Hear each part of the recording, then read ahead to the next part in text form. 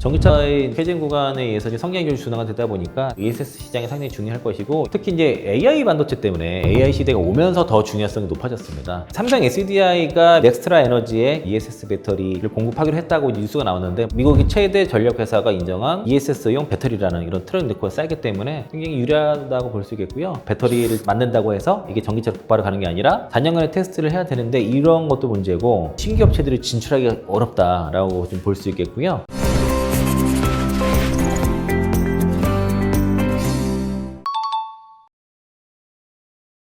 전기차 수요가 둔화하면서 이제 뭐 AI 업황이 전기차 광풍 때와 마찬가지로 더 이제 바람이 부니까 ESS 시장이 주목도가 커지는 모습입니다. LG엔솔이나 삼성 SDI 같은 대기업뿐만 아니라 이제 국가들도 다 중국이나 일본도 ESS 올인에 나섰다, 이런 뭐 기사가 나왔는데 좀 어떻게 보세요? 그럼 올인까지 표현하기는 좀 과한 것 같긴 하고요. 그러니까 지금 ESS 시장이 그 시장 전망치가 조사 기간마다 조금 달라요. 다른데 어쨌든 급성장하는 거를 대체로 보고 있고, 블룸버그 뉴 그 에너지 그 파이낸스에서 전망한 게 23년도에 한 360조 시장으로 좀 보고 있고요. 그리고 S&E 리서치는 대략 2035년도에 한 110조 시장으로 보고 있거든요. 차이는 분명히 있지만은 대체로 2021년도에 글로벌 ESS 시장이 110억 달러로 본 블룸버그 자료 대비해서 보다도 성장 크게 일어날 것으로 보여지고요. 지금 S&E 리서치가 그러니까 올해 기준으로 대략 40억 달러, 그러니까 54조 시장인데 110조까지 올라간다고 이렇게 보는 거고요.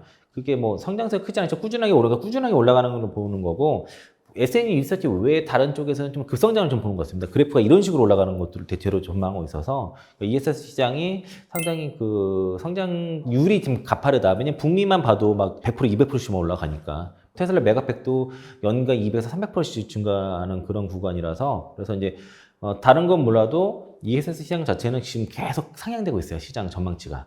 인텔 배터리 그 ESS 유럽이랑 같이 개최가 되면서 SDI랑 엔솔 같은 경우가 ESS 쪽으로 주로 이제 힘을 내서 얘기를 했는데, 삼성 SDI가 미국 최대 전력 업체인 그 넥스트라 에너지에 그 6.3기가와트 규모로 이제 ESS 배터리를 공급하기로 했다고 뉴스가 나왔는데, 뭐 금액은 1조라고 얘기 나왔지만은 회사에서는 일단은 막바지 조율 중이다. 이게 이제 수주가 여러 건으로 나눠서 나올 거다라고 얘기를 했고요.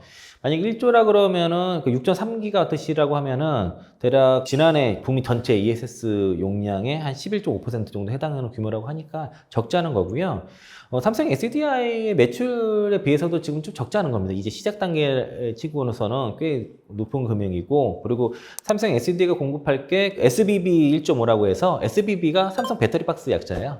그러니까 1.5 그 제품이 에너지 밀도가 기존 제품 대비해서 컨테이너 단위당 한 37% 상승이 됐다는 그 얘기, 삼성 SDI 쪽에서 그렇게 얘기를 하고 있고, 이게 NCA입니다. 이게.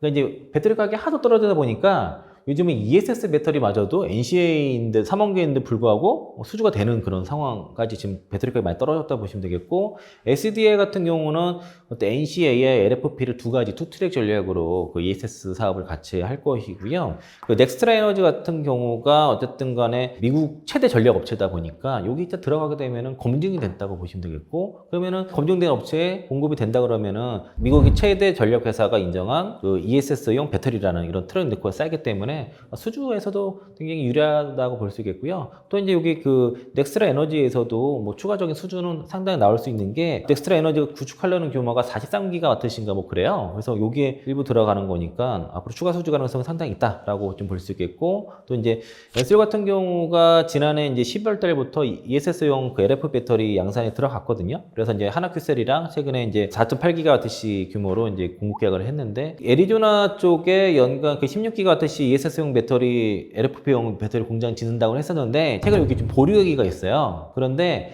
그게 보류가 됐다고 해서 그 사업이 문제 있는 게 아니라, 지금 유후 공장들 있지 않습니까? 그래서 다른 이제 그 좀 캐파가 좀 덜 돌아가는 그 유후 공장을 라인을 활용해서, 그러니까 전체 글로벌 ESS용 LFP 배터리 캐파 생산 양은 그대로면서 공장만 좀 유보를 한 것 같습니다. 그래서 이제 다 유후 라인을 좀 전환을 할 것으로 보여지고, 사실 지난해부터 중국 남경에서도 그 일부 라인을 그 ESS용 LFP 배터리 라인을 전환을 했어요. 그런 전환한 사례가 있기 때문에 이걸 바탕으로 해서 LG노 공장을 좀 대신해서 신규로 구축할 거를 보류하면서 다른 라인을 좀 전환할 것으로 보여지고, 남경 같은 경우에는 그 ESS LFP 배터리가 9기가와트 정도 나타났고요. 제가 오늘 이 ESS 쪽에서 얘기를 좀 많이 하려고 하는데 이게 상당히 중요하다고 볼 수 있어요. 왜냐면은 이제 전기차의 캐진 구간에 의해서 이제 성장률이 준화가 되다 보니까 상대적으로 이제 주가 측면도 그렇고 향후 이제 먹거리 측면에서도 보면은 그 ESS 시장이 상당히 중요할 것이고 이게 특히 이제 AI 반도체 때문에 AI 시대가 오면서 더 중요성이 높아졌습니다. 전력 소비가 많아지기 때문에 저전력도 필요하지만 싼 전기를 공급하는 게 되게 중요하거든요. 그 데이터 센터 이런 쪽에서는.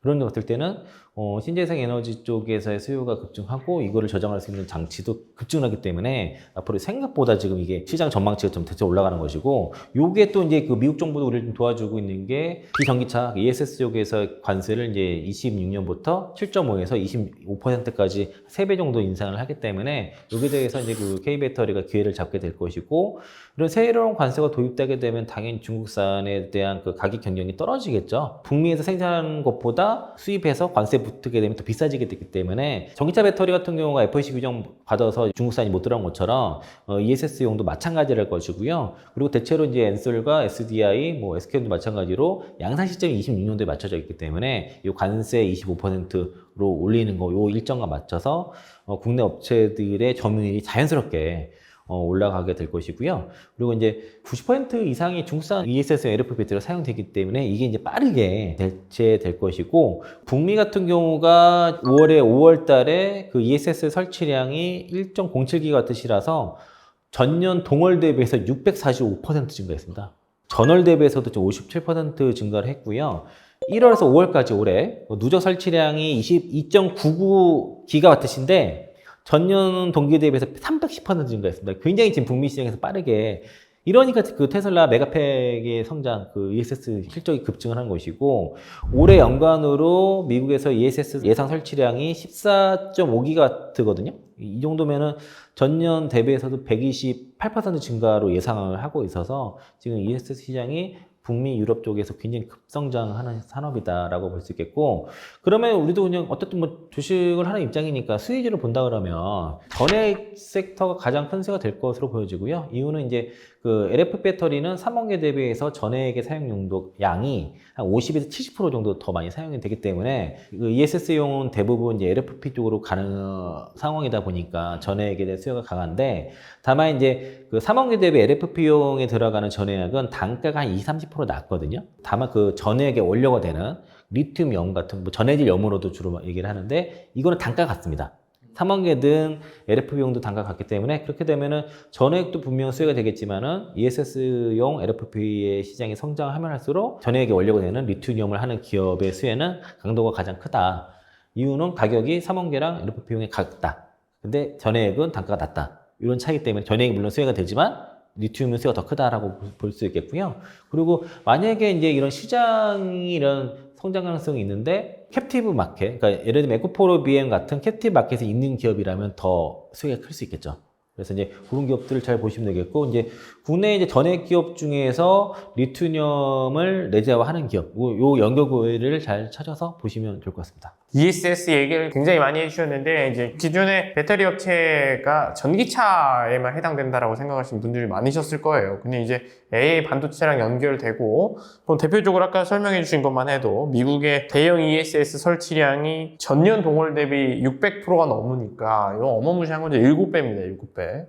이 시장 가능성, 이 시장의 확장성을 보고도 이 배터리 업체들의 새로운 실적이 커지고 있고 새로운 실적 모멘텀이 있다라고 보실 수가 있을 것 같아요. 이제 이 차전지 업계에서 악재로 여겨졌던 이 완성차들의 배터리 내재화 계획들이 줄줄이 취소되는 분위기인데요. 그 대표적으로 취소된 게 그 리비안 사례가 있었고요. 리비안이 이제 원통 배터리 내재화를 시도하다가 SD한테 이제 밉보여가지고 오히려 배터리 공급 못하는 그런 사태까지 벌어졌고 그 테슬라가 이제 그 배터리 내재화를 해서 뭐 향후에 뭐 100기가와트씩 뭐 짓는다 했는데 그 다 이제 소위 말해서 거짓말인 거 뻥인 거 다 알고 있었던 상황이고 예상했던 바라 볼 수 있으면 되겠고요. 그러니까 그만큼 배터리 내재화라는 게 상당히 어렵습니다. 이게 이제 3원계 기준으로 말씀드린 거고요. LFP 배터리는 SNF 대표님께서 말씀하신 게 LFP는 뭐 개나 소나 하는 거라고 뭐 그렇게 말씀하시더라고요. 그래서 LFP 배터리는 만들기가 쉬운 배터리다라고 좀 보시면 되겠고 3원계 배터리가 좀 어려운데 이게 이제 기술 개발과 또 양산은 또 다른 얘기거든요.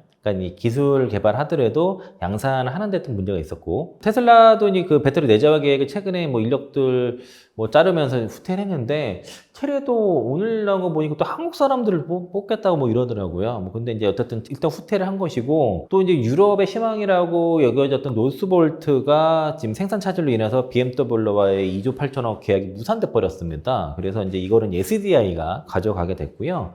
그리고 다른 여러 신생 업체들 막 있어요. 프랑스 업체도 있고 막 있는데 양산 소식이 안 들려요. 그만큼 이 배터리 산업이라는 게 굉장히 그 진입 난이도가 높은 산업이다. 그 단순 제조업이 아니고 이거는 화학 산업이고 그리고 이제 그 대부분 이제 그 분말 이런 가루를 주로 다루는 사업이라서 달라요. 그러니까 일반적인 제조업 개념으로 하시면 안 됩니다. 그건 이제 화학산업인 거고, 그리고 이제 개발 자체도 할 수는 있겠지만은 문제는 양산 단계에서 아예 다른 얘기고 굉장히 몇백 가지의 문제점을 하고 이걸 수를 잡는 데만 해도 몇 년이 걸리는 일이 되다가 그렇게 되면 그 과정에서 적자가 이렇게 누적될 수 있거든요. 그럼 신생 업체들은 자금력이 안 될 수 있겠고, 저금리 시대 때는 이걸 좀 괜찮았지만은 지금 고금리 시대다 보니까 더더욱 버티기가 어렵다 볼 수 있겠고요. 또 문제는 웬만해서 지금 이 배터리 업체 특허를 피하기 어렵습니다. 특히 삼원이 같은 경우 그렇고 지금 그 중국 업체들도 막 3원계 만든다고 하는데 지금 LG 에너지 솔루션의 특허 침해 건수가 1000개 정도 된다고 그러지 않습니까? 그러니까 스케일을 직접 침해한 것과 침해 가능성이 있는 걸 분류하니까 그게 한 1000개 정도 된다고 하니까 그래서 LG 에너지 솔루션이 지금 특허 침해에 대해서 강력하게 대응하겠다라고 배터리 특허 라이센스 시장에 진출하겠다고 했기 때문에 아마 엔솔이 다 이제 좀 단속할 거예요 앞으로. 그 대규모 캐파를 구축하는 데 있어서 그러면은 그 안에 들어가는 원료도 내재화를 상당히 해야 될 것이고 또 이제 아까 말씀드렸잖아요. 그 배터리를 만든다고 해서 이게 전기차로 곧바로 가는 게 아니라 일단은 테스트를 몇 년간, 단연간 테스트를 해야 되거든요. 전동 공구부터 ESS, 뭐 하이브리드, 플러그인, 전기차까지 단연간의 테스트를 해야 되는데 이런 것도 문제고 또 이제 캐파 구축하면서 원가 경쟁력을 어떻게 가져갈 수 있는지 이런 것도 상당히 문제이기 때문에 이게 웬만해서는 신규 업체들이 진출하기가 어렵다라고 좀 볼 수 있겠고요. 그리고 이제 그러면 대체로 현실화되는 게 테슬라도 지금 보면은 전국 공정 부분에서 외주를 하겠다고 하는 거니까 그래서 대부분 직접 하기는 어렵고 배터리 업체들을 통해서 수급을 받든지 아니면은 현대차나 LG 에너솔루션 그 인도네시아 합작 공장처럼 조인트 벤처 형태로 그런 식으로 많이들 하게 될 거라서 아마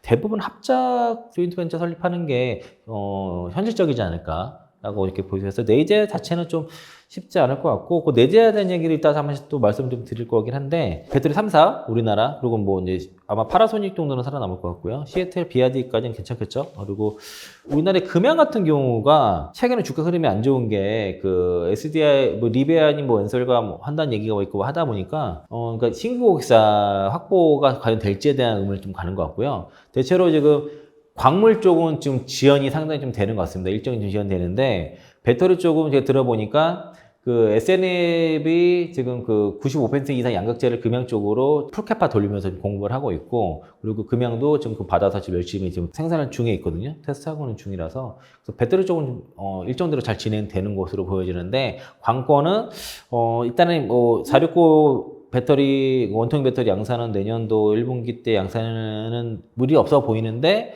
과연 고객사 확보가 될지 왜냐면은 르노 쪽과 얘기가 좀 있었거든요. 근데 안 된 걸 리비안하고도 얘기 있었는데 지금 다른 업체랑 이게 나오다 보니까 고객사 확보가 만만치 않겠구나 그런 문제가 있다는 거죠. 지금 아직까지 금양 배터리를 채택해서 쓰인 전기차가 없다 보니까 시장의 의심을 그런 것 같고 그러니까 원래 자체는 저거 배터리 사업 자체 하는 게 맞아? 진짜 이런 의심이 있었지만 대체 지금 보면은 공장 잘 짓고 있고 그 양극재 기업들 지분 인수해가지고 공급차 받고 있거든요. 근데 관건은 고객사 확보. 이 부분이 그 투자자 입장에서는 중요할 것 같고 그리고 금융 투자하신 분들은 유의할 점은 우상증자 가능성이 있습니다. 회사 증설 비용이 지금 갖고 있는 현금성 자산과 뭐 여러 가지 이제 지분 포함해서 좀 모자랄 수 있기 때문에 그래서 3자 배정 또는 아니면 주주 배정 유중 이상 가능성이 있어서 만약 신규로 보시는 분들은 유중 여부가 나오는지를 확인하시고 접근하시기 좋을 것 같다. 라고 말씀드리고 제가 말씀드린 건 아까 SNF에서 양극재 정상적으로 잘 들어갔으니까 배터리 쪽에서는 잘 되고 있는데